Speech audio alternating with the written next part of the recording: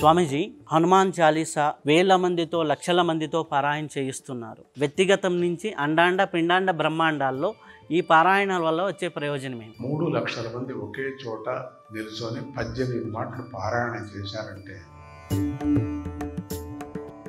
భగవద్గీత నేర్చుకుంటే వారు తరిస్తారు అంటారు, కానీ వాళ్ళ తల్లిదండ్రులు ఎట్లా, వారి డిఎన్ఏ మొత్తం ఎట్లా తరిస్తుంది? వంశ తరారాలుగా తరిస్తాయి అనటానికి పుట్టటము చావటం ఇదే సంసారం. దాన్ని తప్పించుకోవటానికి కోసమే భగవద్గీతకు పట్టుకున్నాం మనం. డైరెక్ట్గా ఆయనలో ఐక్యమయ్యే స్థితి ఈ యొక్క పాంచభౌతిక శరీరంతో ఉన్నటువంటి వ్యక్తికి దేవుడు డైరెక్ట్గా ప్రసాదించవచ్చు కదా. ఈ కర్మ వలయంలో ఎంత ఆట ఎందుకు? కర్మ వలయంలో ఆటను చేయకపోతే మనం చేసేటువంటి భాగ్యము definitely they will receive our parents. దత్తావతారాన్ని ఏ కోణంలో చూడాలి, ఏ కోణంలో అర్థం చేసుకోవాలి, మంత్రపరంగా చేసుకోవాలా?